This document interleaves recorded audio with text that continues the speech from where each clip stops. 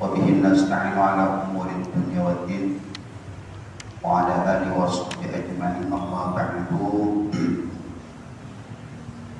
Para jamaah, para pengurus TKM dan seluruh hadirin baik dari bapak-bapak maupun dari ibu-ibunya ya. Mungkin kalau ada ya. Alhamdulillah kita diberikan hujan tadi sore ya, yang merupakan hujan rahmatnya. Lagi panas-panasnya Allah turunkan hujan ya. Mudah-mudahan ini menjadi rahmat dan menjadi keberkahan buat kita sekalian. Amin. Sebelum kita mulai, mari kita sama-sama baca suratul Fatihah. Kita bagikan atau hadiahkan kepada baginda Rasulullah, para sahabat, para aulia, para ulama, para masyayikh, para guru-guru kita yang telah mengajarkan ilmu-ilmu kepada kita, wabil khusus pengarang kita Anwirul Qulub Syekh Muhammad Amin Al-Qurdi. Nas'aluka al-barakah wal karamah wa syafa'ah bi jazaa'il hurmati syai'ul lahi lahum al-Fatihah. A'udzu billahi minasy syaithanir rajim. Bismillahirrahmanirrahim. Alhamdulillahi rabbil alamin. Arrahmanir rahim. Maliki yaumiddin. Iyyaka na'budu wa iyyaka nasta'in. Ihdinas siratal mustaqim. Siratal ladzina an'amta 'alaihim ghairil maghdubi 'alaihim waladdallin. Rabbi ighfir lana wa lahum.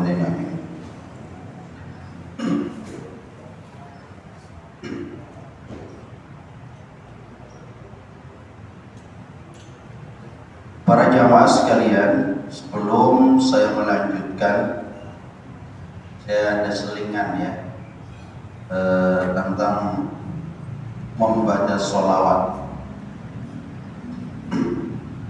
Mungkin dari kita ada yang belum tahu atau mungkin sudah ada yang tahu. Kenapa sih kalau kita mulai pengajian, apapun pengajiannya itu selalu dibacakan sholawat ya. Tadi kita barusan sebelum pengajian dimulai dibacakan sholawat. Saya akan membacakan satu hadis sahih ya, yang diriwayatkan oleh Imam Hakim. Hadisnya begini: ma jalasa qaumun yadhkurunallaha wa lam yusallu kana al-majlisu turratan alaihi. Wa an Abi Hurairah radhiyallahu anhu 'anil Nabi sallallahu alaihi wasallam qala. Hadis dari sahabat Abi Hurairah langsung dari Nabi. Sahabat Abi Hurairah itu salah satu sahabat yang merupakan yang perawi hadis, termasuk hafal sekian ratus ribu hadis. Dan Abi Hurairah itu adalah ibarat ring satunya Rasulullah ya. Kemanapun Rasulullah, hampir setiap Rasul pergi kemanapun, sahabat Abi Hurairah selalu mendampinginya. Makanya kalau dari Abi Hurairah langsung ahli Nabi ya, ringnya ring satu. Yang jelas sahih sudah kan, ring satu. Qala ma jalasa qaumun, kata Nabi dari Abi Hurairah dari sahabat Nabi Muhammad sallallahu alaihi wasallam, qala Nabi bersabda, ma jalasa qaumun yadhkurunallaha lam yusallu ala nabiyihim sallallahu alaihi wasallam illa kana dhalikal majlisu alaihim turratan. Dari Abi Hurairah langsung menerima hadis dari Nabi. Kata Nabi, sekelompok kaum, sekelompok masyarakat yang di situ berzikir kepada Allah, tetapi tidak ada bacaan sholawatnya kepada nabinya. Padahal sallallahu alaihi wasallam, padahal Allah sendiri berselawat kepada Nabi. illa kana dzalikal majlis sa'alam turatan, maka majlis itu kata Nabi adalah majlis yang kropos, kosong, kurang berkah. Ya. Jadi majlis itu di kajian tafsir, kajian tauhid, kajian fikih, kalau tidak dimulai dengan bacaan sholawat atau tidak dibacakan sholawat, kata Nabi, maka majlis itu kosong, tidak ada nilainya apa-apa. Turratan, rugi, kosong, keropos, tidak bernilai. Sekalipun di mata manusia bernilai, tapi di mata Allah tidak bernilai. Ya, ini yang ngomong. Nah, kira-kira kalau hadis soleh ada nggak yang berani membantah itu? Ya kan? Artinya apa? Nabi sendiri nggak mau mengakui gitu kan? Ya logikanya kalau Nabi saja tidak mengakui, apalagi Allah. Ya kan? Kenapa? Karena kata Nabi, "Qul in kuntum tuhibbunallaha fattabi'uni." Kalau katakan wahai Muhammad, kata Allah, apabila kalian tuhibbunallaha, mencintai Allah, maka ikuti aku. Nah, ya kan? Fattabi'uni. Yuhibbukumullah, Allah akan mencintaimu dan Allah akan ampuni dosa. Tapi kalau tidak fattabi'uni, kalau tidak mengikuti kata Nabi, maka Allah juga tidak akan mencintai kita dan tidak akan mengampuni kita. Ya. Ada kelanjutannya lagi, wala qa'ada qaumun lam yadhkurullah illa kana dzalika 'alam turratan. Tidaklah seorang kaum yang duduk apalagi tidak ingat Allah sama sekali, juga kosong, tidak ada isinya, rugi. Jadi kalau begitu kesimpulannya apa? Ya, boleh majelis taklim, boleh majelis zikir, tetapi jangan lupa harus membaca sholawat. Lebih bagus sholawatnya di awal, ya. Kayak tadi itu sholawat.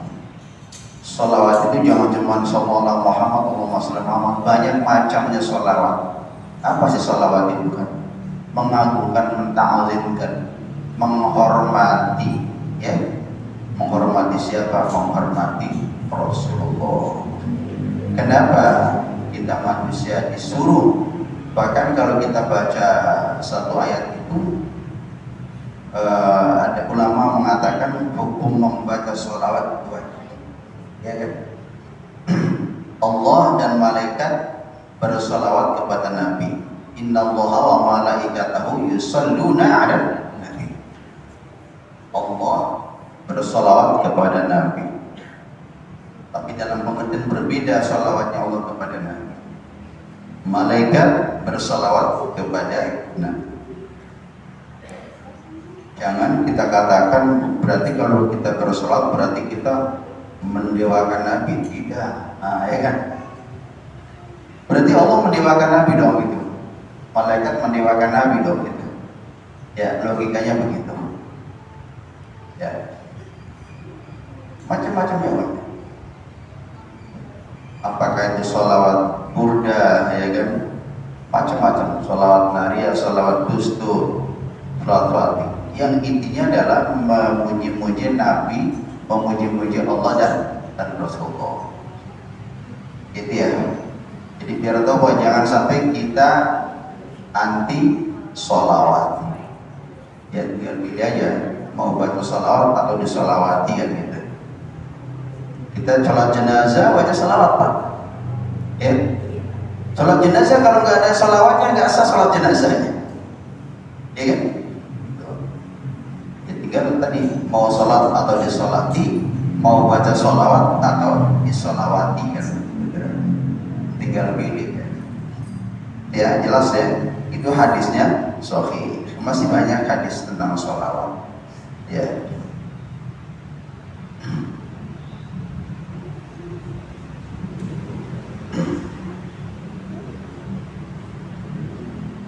Baik, sebagai wawasan tentang bersalawat begitu ya.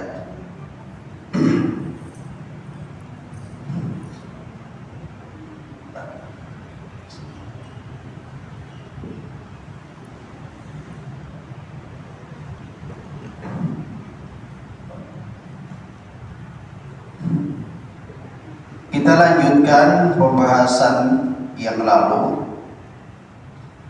tentang ihsan, ya kan? Jadi penutup atau kalimat penutup tentang ihsan di sini dikatakan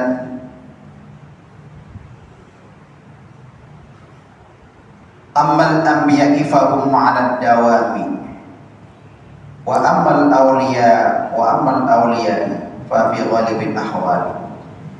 Para nabi itu selalu dalam hidupnya selalu mengedepankan ihsan, ya kan? Mendawamkan, mengistiqomahkan sifat ihsan. Jadi selalu menjaga sifat ihsan. Sedangkan para wali, ya, dalam semua keadaan selalu menjaga ihsan. Ihsan itu, ya kan, kata-kata ihsan adalah bagus dalam bahasa Arab, bahasa kita ini bagus. Tapi banyak sekali yang mengartikan ihsan adalah etika, ya, etika kepada Allah, etika kepada diri sendiri, etika kepada manusia. Ada yang mengatakan ihsan itu menjaga sikap, ya kan? Menjaga sikap. Kalau sekiranya salah, jangan dilakukan, kan gitu, sekalipun sudah lingkungannya begitu semuanya, ya kan? Memang pada begini semua, sudah gua ikut aja dan ini prinsip kebenaran harus ditegakkan dari diri sendiri dulu, ya.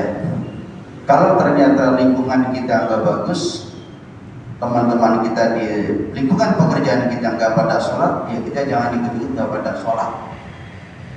Kalau lingkungan di pekerjaan kita, kalau yang laki-laki nggak pada jumatan, ya kita jangan ikut-ikutan, ya. Kalau lingkungan kerja kita nggak pada puasa, yang jangan ikut-ikutan. Kalau teman-teman kita biasa lah yang namanya pulang kerja itu bawa peralatan kantor udah biasa, ya jangan ikut-ikutan. Jadi idealnya ihsan dalam menjaga sikap, ya. Kenapa? Karena dalam diri seseorang yang mempunyai makom ihsan itu, yang dulu saya jelaskan prinsipnya, kita seakan-akan melihat Allah, maka kita malu melakukan kesalahan, atau kita seakan-akan dilihat Allah, maka kita malu untuk melakukan sesuatu yang memang tidak karena Allah, itu, ya, gitu. Jadi itu ditanamkan dalam hatinya. Akhirnya dia, yang dulu saya katakan, sekalipun dia tidak dipuji dalam melakukan kebaikan, dia nggak ada masalah. Sekalipun dia dipuji, nggak ada masalah, biasa saja, ya kan? Ada yang memuji biasa, tetap berjalan istiqomah, kebaikan yang dia lakukan. Dibenci, ya tetap jalan gitu. Kalau kita sudah pada tahap seperti itu, pada taraf seperti itu, berarti kita sudah termasuk makom ihsan, ya. Itu Pak. Sekarang ini di era modern ini perlu kita menerapkan sikap ihsan. Di saat kacau lah, ya kan? Gampang banget dikit-dikit ketangkep gitu kan, ya. Pinter, ya. Yang ketangkap itu bukan orang yang muda, orang yang pinter, Pak. Kenapa dia masih ketangkap? Ya karena pendidikan yang dia dapat itu bukan untuk mendekatkan diri kepada Allah. Jadi seakan-akan kalau prinsipnya saya dekat dengan Allah, nanti saya nggak jadi apa-apa gitu kan, atau saya nggak dapat apa-apa. Ya akhirnya begitu, Pak. Karena cepat atau lambat, kalau bahasa yang lain, karma itu akan terjadi. Ya. Jadi karma itu sebenarnya gini, azab ya. Jadi kalau ada orang yang pinternya luar biasa ya, detailnya mungkin 10 lah, tapi masih ketangkap, berarti bukan orang yang pintar, orang yang bodoh. Kenapa? Karena pendidikan yang diperoleh ibadah tidak karena Allah. Jadi pasti dia ada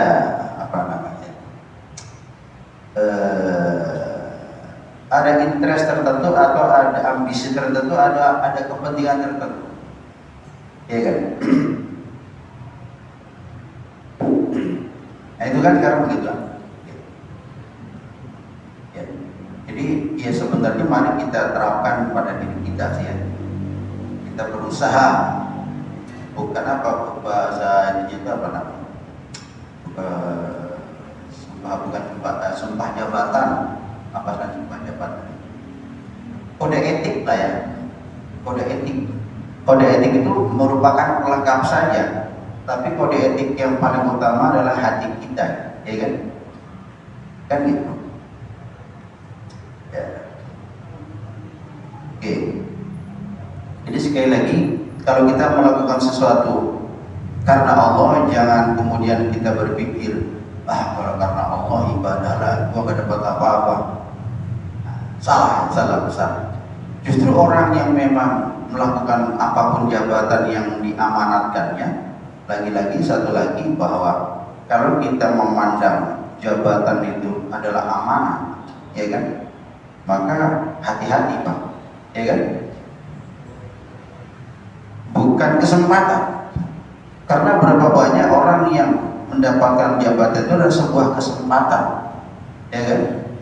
Atau sebuah aji mumpung, maka yang terjadi tadi kode etik dilanggar, moralitas dilanggar, karena tidak tahan dengan godaan, tergiur dengan godaan yang begitu dahsyat, kan gitu kan? Sehingga terjadilah seperti itu, ya. Tapi kalau menganggap jabatan adalah sebuah amanat, maka hati-hati Pak. Contoh, maaf ya, saya pernah mendengar ceramahnya almarhum Kiai Haji Zainuddin Amsat. Dia mengatakan hidup itu harus seperti tukang parkir, katanya. Tukang parkir tahu ya? Dia yang diparkir bermacam-macam kendaraan, dari kendaraan yang murah sampai kendaraan yang mewah, tapi dijaga aman, ya. Hati-hati betul. Dia berusaha, kalau memang mobil mewah, dia berusaha agar mobil ini jangan sampai ada yang merusak gitu. Itu hebatnya tukang parkir. Kenapa? Karena tukang parkir menganggap sekalipun dia bukan pemilik mobil mewah, tapi dia diamanati. Ya kan? Maka tukang parkir itu berpikir keras, dikelilingi terus, jangan sampai mobil yang diparkirnya itu baret atau setianya dicuri gitu, ya kan gitu Pak. Sampai ketika pemilik mobil mengambil mobilnya diparkir, hati-hati, dan dia ikhlas ketika mobil itu diambil sama pemiliknya. Itu berarti tukang parkir itu sudah makomnya ihsan itu ya, luar biasa kan itu kan. Tukang parkir itu amanah banget ya. Jadi secara kasat mata manusia seakan-akan tukang parkir itu pekerjaan rendah di mata manusia, tapi di mata Allah mulia Pak. Dia menjalankan amanat 24 jam dengan baik, kan mulia di mata Allah, ya. Kita belum tentu seperti tukang parkir yang memang dia bisa diamanat, dititipi. Nah itu namanya makom ihsan. Oke. Jadi tidak ada tukang parkir yang mohon maaf yang kong kali kong sama pencuri kendaraan itu, saya kira nggak ada. Kalaupun pernah kejadian tapi jarang. Bagaimana caranya dia menjaga amanat itu sampai dia ngopi, biar gak ngantuk. Kalau dia lelap sebentar, takut mobil yang diparkir di situ hilang, ya. Apa ngantuk? Dia ngopi sambil merokok demi menjaga mata supaya tidak ngantuk. Nah itu kita perlu belajar dari tukang parkir terkait dengan sifat amanah atau makom ihsan. Ya saya kira ke depan ini Indonesia itu harus diisi orang-orang yang punya sifat ihsan dalam mengemban amanah, ya kan? Apalagi disumpah, sumpahnya itu di atasnya Al-Quran Pak, kalau orang Islam, ya kan? Ya, kalau pikiran saya begini wajib, ya Qurannya sih yang kalau bisa Pak jangan di atas kepala, tempel di kepala itu loh, biar ngumpul sekalian, ya kan? Di atas kepala jadi boleh dilanggar, Pak, di atas kepala. Kalau ditempel di kepala, nah itu ya. Padahal sumpah jabatannya Al-Quran, Masya Allah. Oh berani ya, kenapa? Karena tadi tidak menjadikan apapun yang di jabatan yang dimilikinya aji mumpung atau kesempatan, bukan dijadikan sebagai amanah. Nah kita perlu belajar.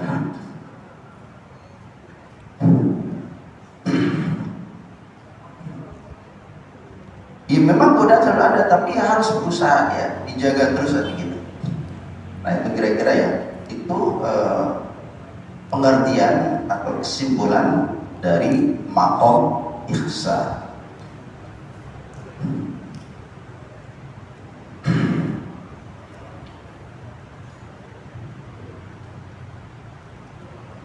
Selanjutnya, wa amad-din. Apa sih agama? Ad-din agama. Di sini dikatakan wa amad-dinu fahuwa wa syar'u wa syari'atu wal millatu bimakna wahid. Agama disebut sebagai jalan, syariat, millah, agama. Makanya kalau kata-kata millah, millata Ibrahim hanifah, agama Nabi Ibrahim, ya kan? Itu syariat. Berarti ketika millata Ibrahim hanifah, ketika berbicara agama Nabi Ibrahim dalam Al-Quran, berarti itu sama dengan syariat Nabi Ibrahim. Ya.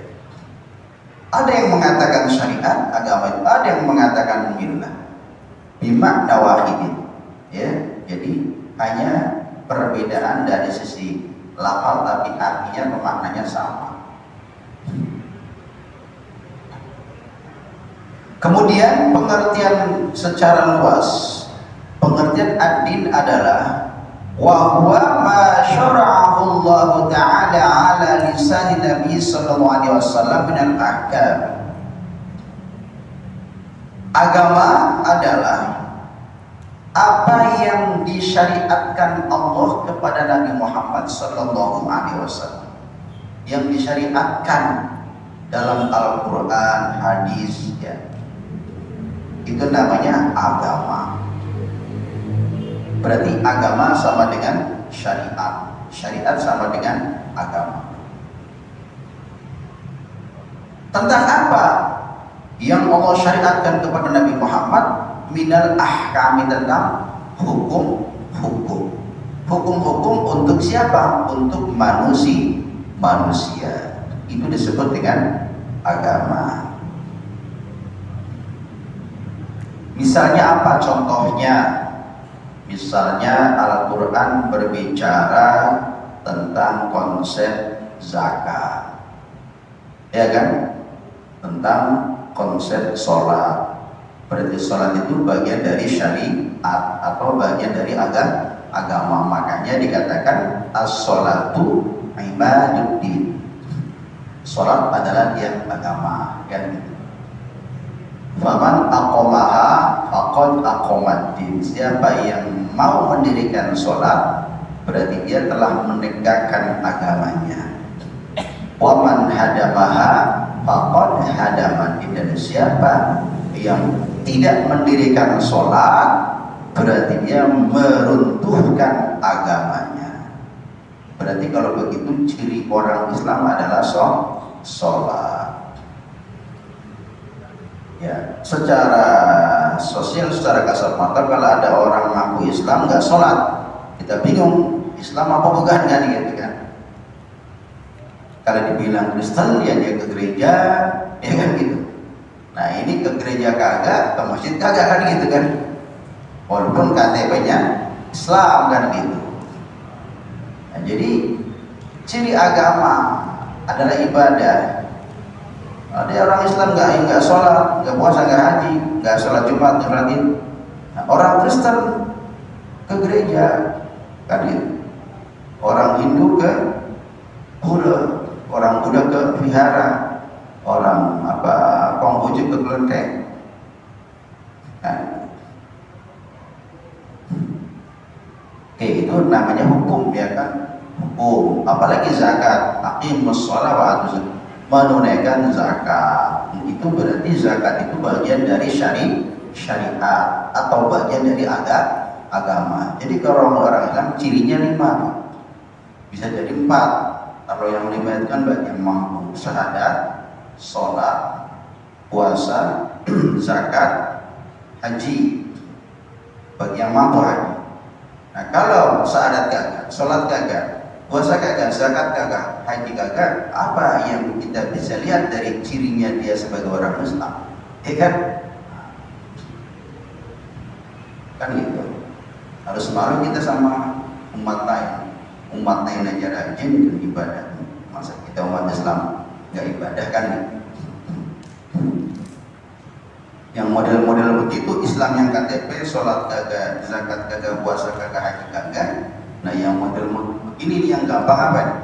Gampang kufur, gampang terpengaruh, atau gampang murtad, ya kan? Coba kalau dia rajin sholat, nggak gampang dia murtad, walaupun dia secara ekonomi pas-pasan. Udah sholat kagak, kaya juga kagak, kan gitu kan? Misalnya, kalau berbicara agama, sholat kagak, kaya juga kagak, pinter apalagi. Ya. Oke, nah jadi mari kita laksanakan sebagai ciri khas umat Islam.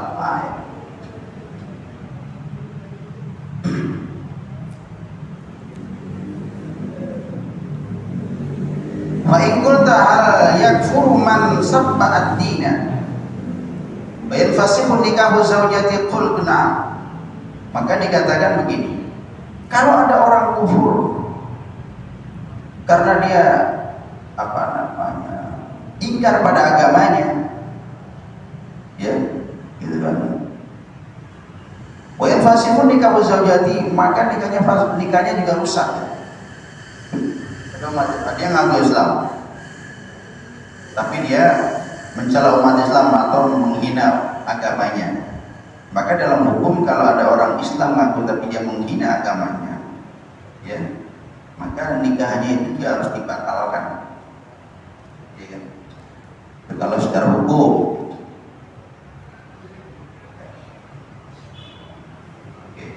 Bahkan kalau kita menikah itu kan adalah ibadah dalam ta'liq nikah itu kan, ya, beriman dan bertakwa, menjalankan perintah agama dengan benar, ya kan, dan seterusnya, ada 10 poin.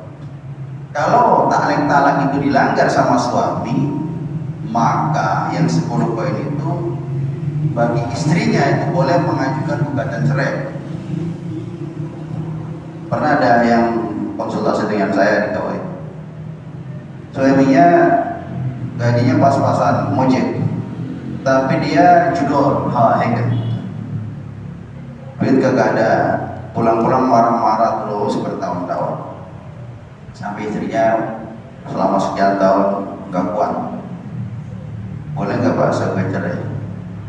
Saya bilang, ibu masih ada nggak yang dipandang baik di mata keluarga di suami ibu? Nggak ada baik-baiknya Pak, udah sholat kagak mau, puasa kagak mau Pak, ngasih nafkah juga kagak, main judul iya, kan gitu kan?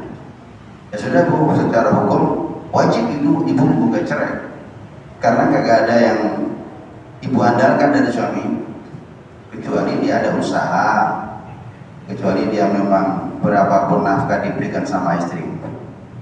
Nah gitu, ya saya bilang secara agama boleh, karena khulu itu, gugat cerai itu adalah merupakan hak istri. Kalau talak kan hak suami. Jadi berarti orang ini telah merusak agamanya, kan gitu ya. Maka di sini begitu. Pokok itu dianggap kufur, gitu kan. Berarti contoh yang laki-laki tadi, ya laki-laki kufur, gitu kan. Karena nggak ada dari sisi agamanya itu nggak ada, padahal agama itu kan sebagai tolak ukur utama dalam menikah.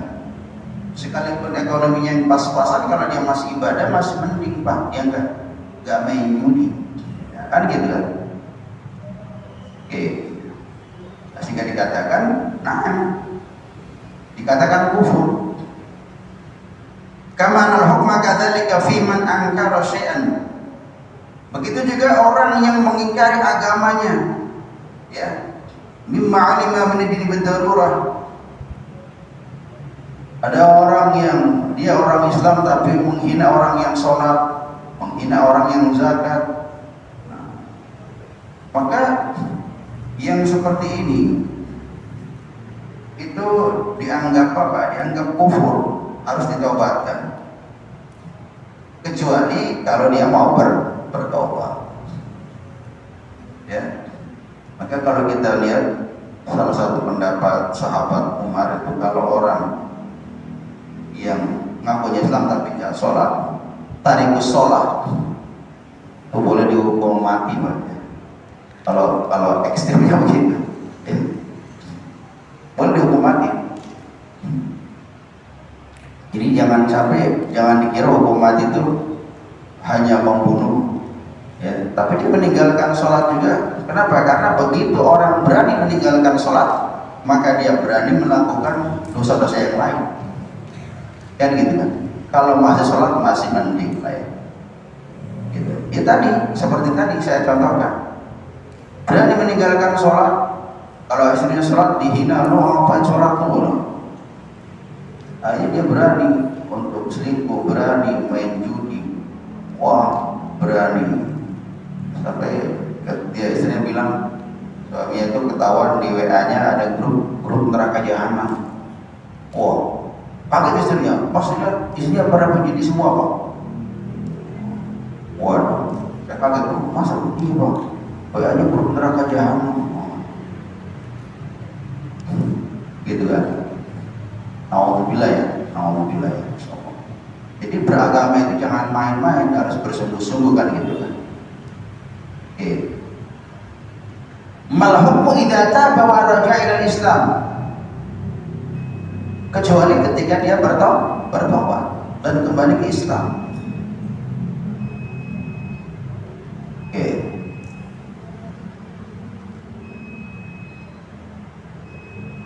Berapa menit lagi? 10. Nah, di sini katakan sedikit lagi. Ingkana Syafi'iyan, kalau dia mazhab Syafi'i, wa raja'a qabla inqita'il iddati, raja'at zawjatuhu ila ismati. Kalau menurut pandangan mazhab Syafi'i, apabila suaminya tadi dia berani menghina agamanya, tapi kemudian dia bertaubat, ya, maka dia boleh merujuk istrinya sebelum masa iddah selesai. Ya gitu. Wa ikana Malikiyah dan menurut pendapat mazhab Maliki dan Hanafi atau pendapat mazhab Hanafi, la turja'u, tidak boleh merujuk istrinya setelah, kecuali ya setelah terjadinya iddah selesai dan dia harus akad nikah baru lagi.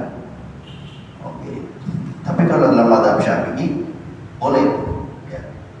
Kalau ada seorang laki-laki yang memang, atau ya pasangan lah, entah laki-laki atau perempuannya, ya, berani menghina agamanya, kalau dia Bertobat sebelum iddahnya selesai boleh rujuk, tapi kalau menurut pandangan mazhab Maliki dan Hanafi tidak boleh, harus nikah baru lagi. Sudah selesai iddahnya nikah lagi Pak, masih mahar lagi. Gitu ya. Jadi nggak perlu muhalil. Kalau muhalil itu kan apabila terjadi perceraian. Kalau si suaminya pengen kembali lagi ke istrinya tadi, maka nunggu istrinya nikah sama orang lain dan nunggu cerai dulu. Kalau nggak cerai berarti nggak bisa kan itu. Ya. Sampai segitunya Pak tentang agama. Jadi artinya apa di sini dikatakan bahwa beragama itu harus serius. Jangan pura-pura beragama. Kenapa? Karena ketika kita pura-pura beragama, sama kayak orang munafik itu bukan nggak puasa Pak, bukan nggak sholat Pak, orang munafik puasa tapi pura-pura untuk mencari simpati, untuk mencari pujian, kan gitu kan? Nah, ya. Oke, saya kira itu tentang agama. Mudah-mudahan kita bisa mengerti dan mudah-mudahan kita bisa menjaga. Ketika kita menjaga kode etik kita dalam dunia kerja atau menjaga sikap dalam kehidupan kita sehari-hari, karena sesungguhnya memang yang Allah inginkan dari kita adalah bersungguh-sungguh dalam beragama dan bersungguh-sungguh dalam bekerja. Mudah-mudahan kita semua bisa mengamalkan dalam kehidupan kita sehari-hari. Baik, saya kira demikian. Sebelum saya tutup, kalau ada yang mau ditanyakan silakan.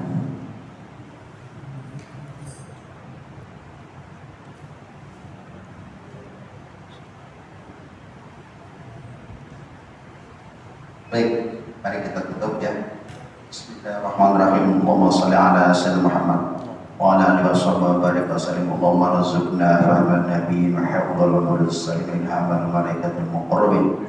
Allahumma aghnina bil ilmi wa zayyina bil hilmi wa akrimna bil taqwa wa jamilna bil afiyati bi rahmatika ya arhamar rahimin. Wa sallallahu ala sayyidina Muhammad wa ala alihi wa barik wa sallam. Bi fadli subhana rabbika rabbil izzati amma yasifun. Wassalamu ala al-mursalin walhamdulillahi rabbil alamin. Wassalamualaikum warahmatullahi wabarakatuh.